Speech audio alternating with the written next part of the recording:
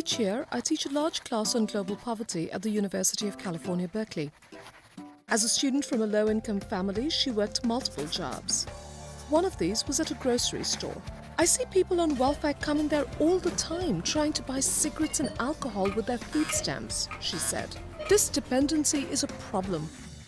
The solution to poverty cannot be handouts to the poor, she concluded. This post-welfare generation was also expressing deep ambivalence about the role of government.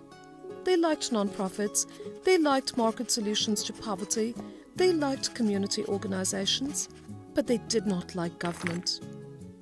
This is why they fell in love with the ideas of William Easterly, especially his line, "The rich have markets, the poor have bureaucrats." The bureaucracy of government, like welfare dependency, was the problem. But here's the paradox.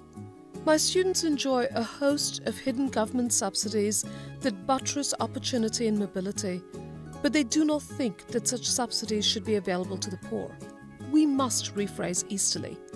The rich have state help, the poor have self-help.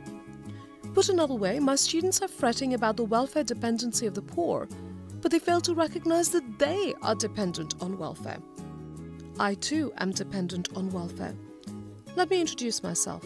I'm Ananya Roy, a professor at the University of California, Berkeley, but I live in public housing. My career affords me a home in the rolling California hills with a view of the Golden Gate Bridge, and still, I live in public housing. The public housing I live in is not the American stereotype of dilapidated towers, concentrations of poverty, neighborhoods devastated by violence. But my home is public housing because the tax deduction I enjoy on my mortgage is a more substantial handout than any money spent by the US government on what has come to be stereotyped and vilified as public housing. And there are millions of other families who enjoy the same benefit. Here is just one statistic to make this point. In 1999, as the American century came to a close, the US government spent $24 billion on public housing and rental subsidies for the poor. But in that same year, it spent $72 billion in home ownership subsidies for the middle classes and the wealthy, subsidies that are never considered to be welfare. And there is no stigma attached to this dependency. In fact, it is seen as an entitlement.